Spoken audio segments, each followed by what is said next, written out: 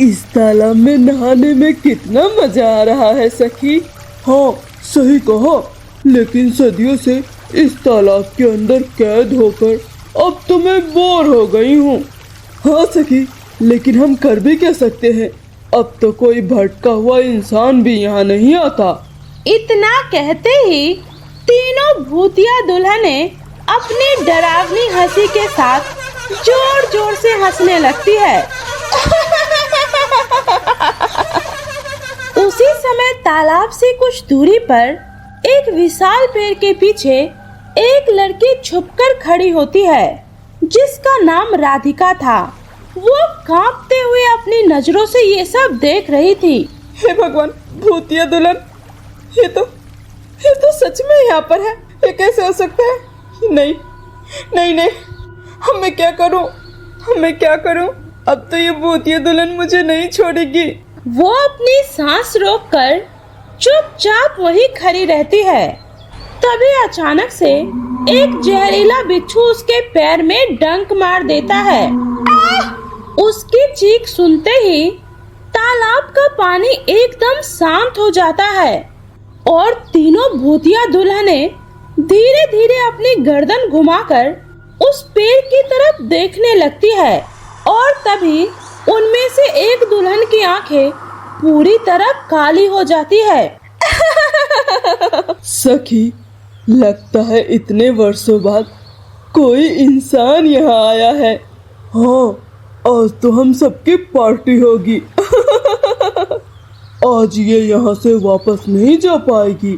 तीनों दुल्हनें एक साथ पानी के अंदर समा जाती है, लेकिन अगले ही पल राधिका के पीछे एक डरावनी आवाज आती है। हमारा खेल शुरू हो चुका है। राधिका डर के मारे पीछे मुड़ती है, लेकिन उसके पीछे कोई नहीं होता। कौन है वहाँ? तभी वहाँ पर वो तीनों दुल्हन आ जाती है और अगले ही पल पूरे जंगल में राधिका की दिल दहला देने वाली चीख गूंज उठती है और फिर सब कुछ एकदम शांत हो जाता है। सीतपुर, एक ऐसा गांव जहां लोग भूल कर भी पूर्णमासी की रात गांव के बाहर बने उस पुराने तालाब के पास नहीं जाते थे। गांव के बुजुर्ग कहते थे, पूर्णमासी की रात उस तालाब में 3 भूतिया दुल्हनें नहाने आती है और जो भी इंसान उन्हें देख लेता है वो कभी जिंदा वापस नहीं लौटता। इसी डर की वजह से सूरज ढलते ही पूरा गांव अपने घरों के दरवाजे बंद कर लेता था। लेकिन उसी गांव में रहने वाली सरपंच की लड़की थी निशा। निशा शहर में पढ़ाई करके कुछ दिन पहले ही अपने गांव लौटी थी। वो बहुत पढ़ी लिखी और निडर थी। उसे भूत प्रेत जैसी बातों पर बिल्कुल विश्वास नहीं था, लेकिन गांव में कदम रखते ही उसने देखा कि उसका पूरा गांव डरा हुआ है और सभी लोग डर कर जी रहे हैं। तभी गांव के कुछ लोग सरपंच जी के पास आते हैं। मुखिया जी, मेरी बेटी का कुछ पता चला? मुखिया जी। नहीं यशोदा बहन, मैंने तुम्हें पहले ही समझाया था, उसे उस तालाब के पास मत जाने देना। मैंने उसे काफी समझाया था मुखिया जी, लेकिन वो चुपके से कब वहाँ चली गई, मुझे इसका पता ही नहीं चला। हे भगवान, मेरी बेटी उस भूतिया दुल्हन का शिकार हो गई। अब आप सब लोग घर जाइए और ध्यान रहे, गलती से भी अब कोई उस तालाब के पास नहीं जाएगा। पता नहीं आजकल के बच्चों को ये हो क्या गया है, बड़ों की बात सुननी ही नहीं होती। ये सुनकर सभी लोग अपने अपने घर चले जाते हैं। तभी निशा वहाँ आती है और कहती है, पापा ये सब क्या है? गांव के लोग इतना ज्यादा डरे हुए क्यों हैं? आखिर क्या हो रहा है इस गांव में? बेटी, कल पूर्णमासी की रात थी और हमारे गांव की बेटी राधिका अचानक गायब हो गई। उसे ढूंढने गए 4 लोग भी अभी तक वापस नहीं लौटे। इसलिए मेरी मानो तो तुम भी वापस शहर चली जाओ, तुम्हारा यहाँ रुकना ठीक नहीं है।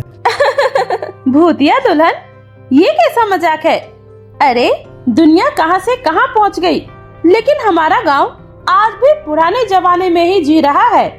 पापा, कम से कम आपको तो इन सब बातों पर विश्वास नहीं करना चाहिए था। आपको लोगों का डर भगाना चाहिए, न कि उसे और डराना चाहिए। हो सकता है राधिका को किसी ने किडनैप कर लिया हो, या ये भी तो हो सकता है वो खुद ही ये गांव छोड़कर चली गई हो। बेटी, राधिका भी तुम्हारी तरह ही ऐसे बातें किया करती थी। वो भी सच का पता लगाने के लिए तालाब पर गई थी, लेकिन अब उसका कहीं पर भी कोई पता नहीं है। और जो 4 लोग उसे ढूंढने गए थे वो भी अभी तक वापस नहीं लौटे हैं। पापा, डरने से समस्या का हल नहीं निकलेगा। मैं खुद जाकर पता लगाऊंगी कि आखिर सच क्या है। नहीं बेटी, तुम वहाँ नहीं जाओगी। तुम ऐसा कुछ नहीं करोगी। तुम आज ही ये गांव छोड़कर शहर जा रही हो, समझी तुम? इतना बोलकर सरपंच निशा को जबरदस्ती वापस शहर भेज देता है। लेकिन शहर पहुंचने के बाद भी निशा का वहां बिल्कुल मन नहीं लगता। उसकी आंखों के सामने बार बार राधिका का चेहरा और गांव वालों का डरा हुआ रूप घूमने लगता है। नहीं, इस रहस्य का पता लगाए बिना मुझे चैन नहीं मिलेगा। मुझे सच्चाई पता करना ही होगा। अगले दिन वे अपने 3 दोस्तों को सारी बातें बताती है। क्या 3 भूतिया दुल्हनें? यार, ये तो किसी हॉरर फिल्म जैसी कहानी लग रही है। लेकिन यार, अगर सच में तुम्हारे गांव से लोग गायब हो रहे हैं तो जरूर कोई बहुत बड़ी बात है।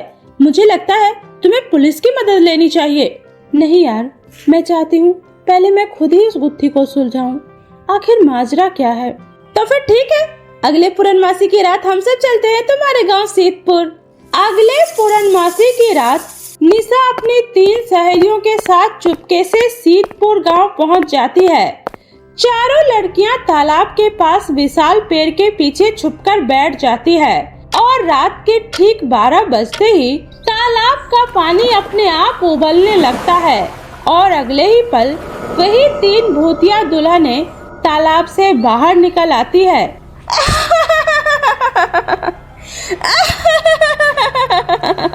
तभी अचानक से तीनों दुल्हनें हंसते हंसते जोर जोर से रोने लगती है।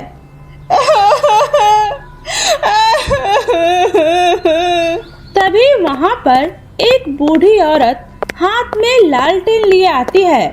उसे देखते ही तीनों दुल्हनें अचानक चुप हो जाती है और सर झुकाकर वहीं किनारे खड़ी हो जाती है। अरे ये क्या? आखिर ये बुढ़िया कौन है? पता नहीं यार, लेकिन लगता है यही इन सब के पीछे है। बहुत अच्छे, जैसा मैंने चाहा था बिल्कुल वैसा ही हो रहा है।